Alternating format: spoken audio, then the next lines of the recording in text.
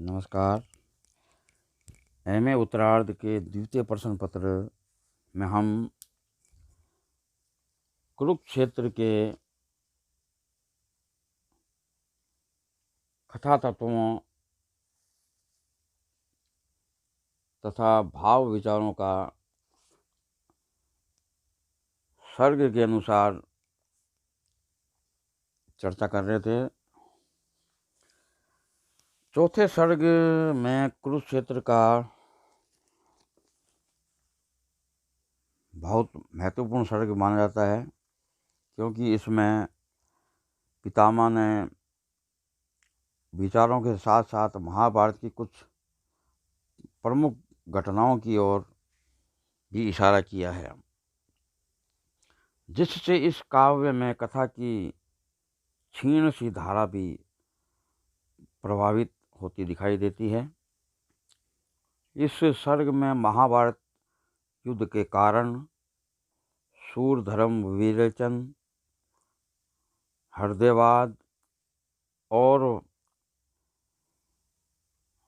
मस्तकवाद का भी विश्लेषण तथा युद्ध भीष्म की भूमिका तथा उनके अंतर्द्वंद का चित्रण किया गया है।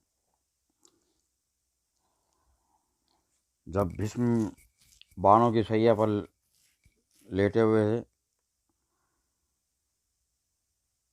युधिष्ठिर को महाभारत की घटनाओं का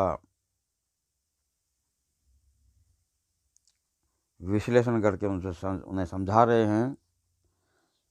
जो न्याय छीनता है युद्ध का कारण है। शांति प्रेमियों के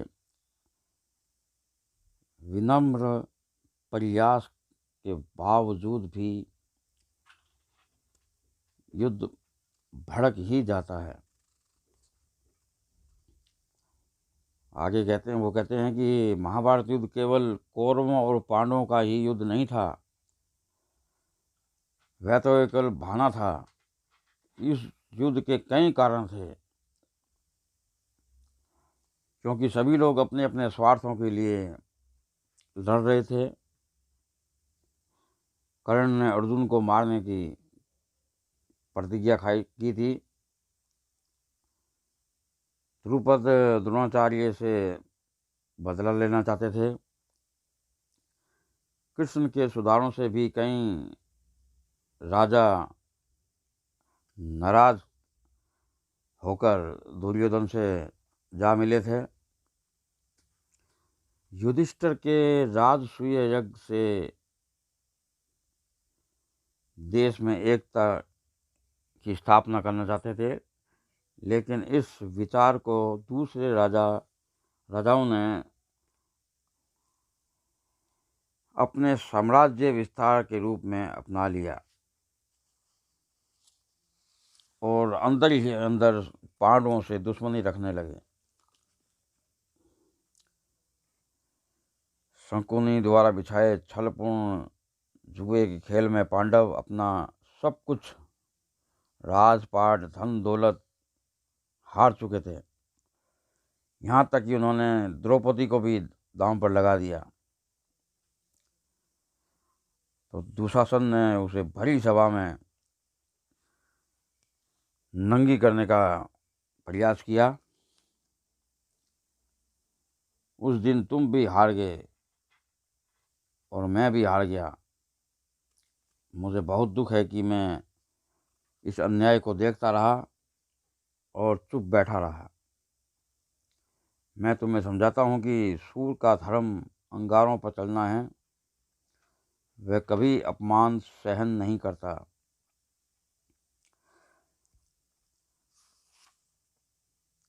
पांचवें सर्ग में कुरुक्षेत्र के द्वापर अपने युग की भीष्म परिस्थितियों का उल्लेख करता है। वह सोचता है कि कलियुग में से पूर्व संक्रांति काल में शांति की आशा लगाए हुए था, लेकिन आकाश में और हवा में आग जल रही थी। मोतियों के उपहार राजाओं की व्यवस्था के प्रतीक थे। युद्ध की जीत शत्रुता को साथ लेकर आई। युद्ध काल में असंख्य लोगों को मारकर भी व्यक्ति धर्मात्मा बनने का ढोंग करने लगे। ऐसी स्थिति में धर्मराज बहुत दुखी हो जाते हैं, आदर्शों के लोक में खोए हुए हैं। भीष्म ने महाभारत कथा के कुछ अंशों को दोहराते हुए तो सुनते सुनते धर्मराज की आंखों में आंसू आ गए। वे दुखी होकर बोले, अब क्या बाकी बचा है? सामने मृत्यु का तांडव नृत्य, मुर्दों के शरीर से उठने वाली गंध, गीदड़ों की हू कला, ज्ञान विज्ञान के प्रतीक एक संख्य वीरों का बलिदान, ये सब मेरा उपहास कर रहे हैं कि युधिष्ठिर तुम बड़ी बड़ी बातें किया करता था, धर्म की दुहाई देता था। क्या तेरे हृदय में सुयोधन के प्रति ईर्ष्या और प्रतिशोध की भावना नहीं थी? युद्ध में तूने कौन सा पाप नहीं किया? संसार दो लड़ते हुए अभिमानियों को त्याग क्यों नहीं रहा? क्यों अनेक राजाओं का उनका साथ देने चले आते हैं, जिससे युद्ध ज़्यादा भयंकर हो उठता है।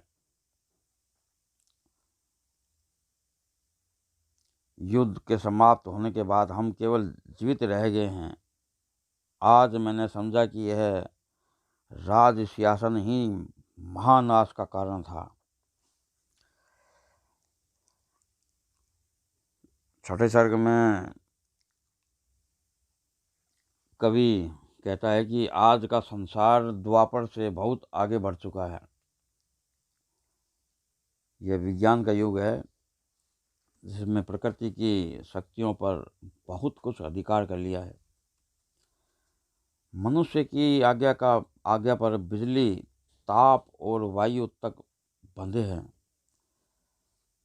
मानव समाज की कितनी उन्नति हुई है कि धरती और आकाश पर उसका अधिकार हो गया है, लेकिन हृदय पीछे रह गया है। समाज बुद्धिवादी होता जा रहा है। भावनाओं के देवता को बुद्धि का चमत्कार नहीं, प्रेम और आंसू चाहिए।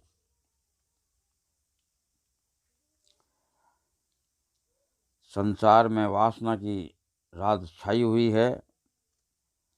मनुष्य बहुत ऊंची ऊंची बातें करता है, लेकिन कर्म से वह बिल्कुल नीचे है। चाहे मानव ने प्रकृति के सब अंगों पर विजय पा ली है, फिर भी युद्ध और संघर्ष करने के लिए उन्हें नई बाधाओं की जरूरत है।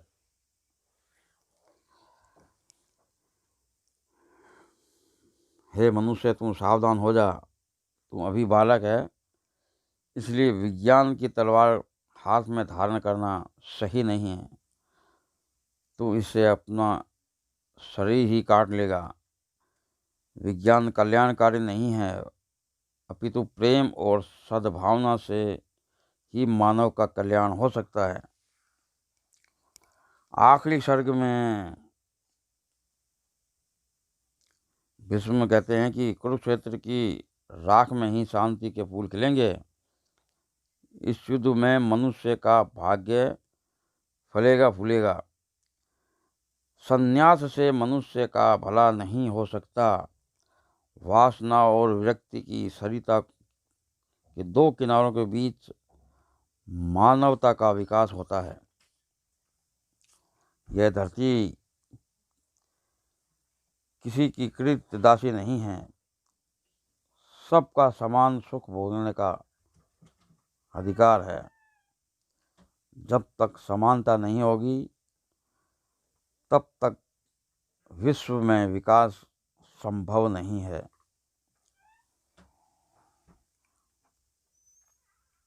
धर्मराज, संन्यास लेना मन की कायरता है। व्यक्तिगत सुख प्राप्त करना बहुत आसान है, लेकिन सब मनुष्यों को सुखी बनाना बहुत मुश्किल है।